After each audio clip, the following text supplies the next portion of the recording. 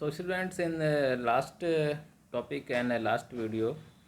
we have discussed about the caste system during the colonial period, during the British India. And now we are again continuing this topic and taking the one more important topic, that casteism and its impact and its influence during the freedom struggle, when the Indian freedom struggle was running, and especially the INC, Indian National Congress, and a large number of the freedom fighters and Indian leaders were struggling for independence of India. And during that time period, casteism and caste discrimination was also playing a very major role and big role for integrating and you can say in the unity of freedom fighters and Indian citizens. Casteism was a big challenge for the unity of Indian citizens during freedom struggle, and this was the challenge for Indian leaders also, because when they want to unite the citizens and the people for any struggle or for any movement, during that occasion a large number and many minorities people and minority communities on the basis of religion, and some scheduled caste and scheduled tribes people who were discriminated by the upper caste, they were not able to and not agree to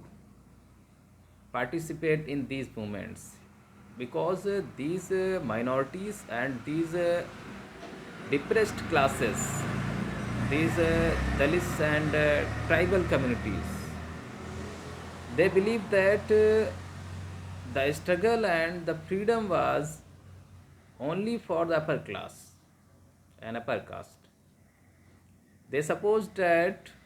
after the independence of India, they will not get the equal chance and equal opportunities as the upper caste were gain. जहाँ पर ये मेरा कहने का मतलब है कि जितनी भी दलित जातियाँ थीं उस समय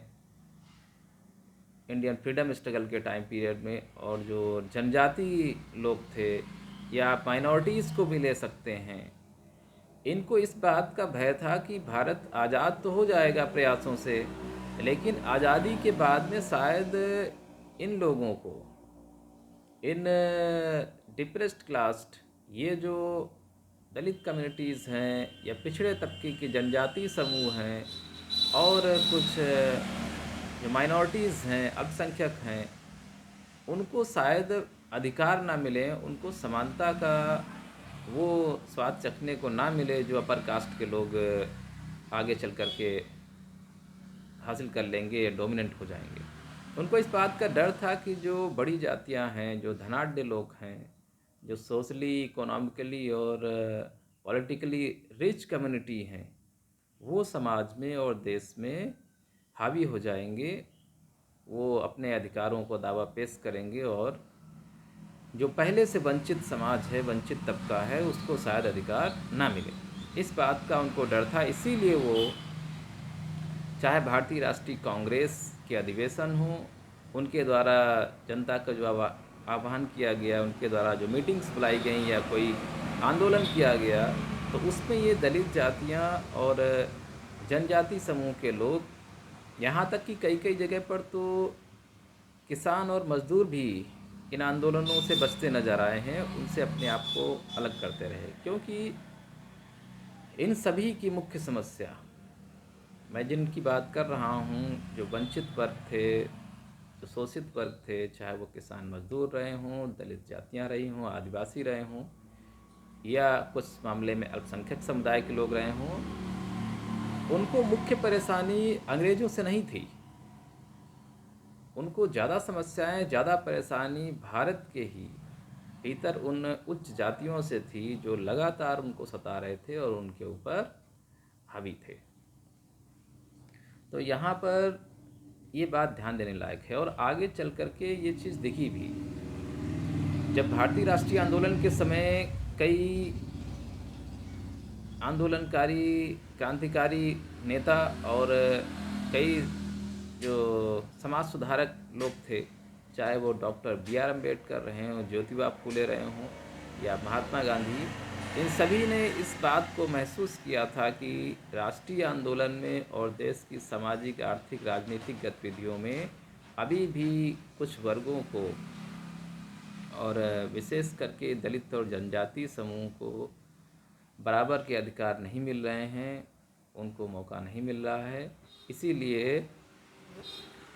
उनको अधिकार दिलाने के वास्ते, उनको अधिकार दिलाने के लिए इन सभी ने प्रयास किया अपने अपने स्तर से। स्पेशली जो अनटचेबिलिटी है, छुआछूत की भावना, ये ब्रिटिश इंडिया के टाइम में भी थी और भारतीय राष्ट्रीय आंदोलन के समय भी क्रांतिकारियों ने और जो भारतीय राष्ट्रीय आंदोलन के प्रणेता थे, नेता थे, उन्होंने भी इस चीज़ को महसूस किया था कि देश की जनता जाति और धार्मिक भेदभाव में इतना ज़्यादा बटी हुई है कि वो एकजुट नहीं हो पा रहे हैं। अब आप अंदाज़ा लगा सकते हैं इस बात से कि जब ब्राह्मण और दलित जातियां एक साथ बैठ नहीं सकते थे, बातचीत नहीं कर सकते थे, खान पान नहीं कर सकते थे, तो एक साथ मिल करके अंग्रेज़ों के खिलाफ लड़ने की शक्ति उनमें कहाँ से आएगी। और ये आपसी जो भेदभाव था, आपसी जो फूट थी, इसकी जानकारी और समझ अंग्रेज़ों को भी कहीं ना कहीं पर थी और वो इसका लंबे समय से फ़ायदा उठा रहे थे। जो भी विरोधी ताकतें थीं वो हमेशा जातीय जो भेदभाव है उसका फ़ायदा उठाते रहे हैं। आज भी राजनीति में आपको दिखता है तमाम जगहों पर जाति भेदभाव का, जाति जो विभिन्नता है उसका फ़ायदा तमाम लोग उठा ले जाते हैं, कुछ राजनीतिक नेता या पार्टियां, और ऐसा उस दौर में भी चल रहा था। लेकिन तमाम लोग जिनके नाम मैंने अभी आपको बताए, डॉक्टर बी.आर. अम्बेडकर, ज्योतिबा फूले और गांधी जी, इन सभी ने भरसक प्रयास किया कि निम्न और दलित जातियों को भी बराबर के अधिकार मिले, उनको सम्मान मिले और उनके उत्थान के लिए इन्होंने जितना हो सकता था प्रयास किया। गांधी जी ने इन्हीं दलित कम्युनिटी और अछूत जातियों को एक नया शब्द दिया था जिससे उनको सम्मानित किया जा सके और उन्होंने इनको हरिजन का नाम दिया था। उन्होंने कहा था ये हरि के जन हैं, अर्थात भगवान के बनाए हुए ये भी लोग हैं और ये सबसे नज़दीक हैं क्योंकि ये सबसे ज़्यादा जिम्मेदारी वाले काम करते हैं। और गांधी जी ने सभी तबकों को साथ में लेकर के ऐसे तमाम काम किए, आंदोलन किए जहाँ पर जातीय एकता और ख़ास करके निचले तबके को भी अधिकार मिले। डॉक्टर अंबेडकर ने तो अलग से आंदोलन चलाया था क्योंकि वो स्वयं एक दलित जाति थे और इसीलिए उन्होंने दलितों के उद्धार के लिए, उनके उत्थान के लिए, विशेष करके उनमें शिक्षा और सामाजिक चेतना जागृत हो, इसके लिए लगातार वो आजीवन प्रयासरत रहे। उन्होंने इंडिपेंडेंट लेबर पार्टी की भी स्थापना इसी उद्देश्य से की थी कि जिससे इस वंचित वर्ग को अधिकार दिलाए जा सके। कई जगह पर उन्होंने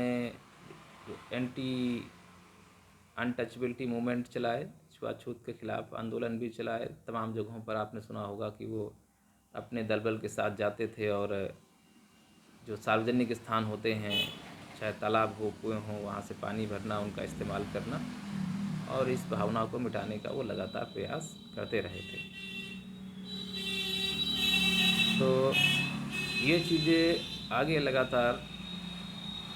बढ़ती रहीं और लेकिन ये जातिवाद और जो जाति विभिन्नता है, भेदभाव है, ये राष्ट्रीय आंदोलन में कई जगह पर बाधक रहा है। इसने भारतीय जनता को अंग्रेजी सरकार के खिलाफ एकजुट होने में हमेशा रोका है और अड़चन पैदा की है।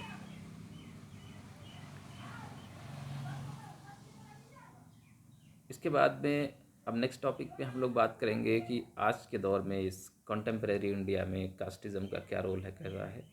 तब तक आप फ्रीडम स्ट्रगल में कास्टिज़म का जो सिस्टम था और उसके जो गुड या बैड इम्पैक्ट थे उन पर स्टडी करिए, और थोड़ा सा अपने माइंड को, मैंने बताया था कि आप चिंतनशील रहें, लगातार इस पर थिंकिंग करते रहें, एक थिंकिंग क्रिएचर की तरह।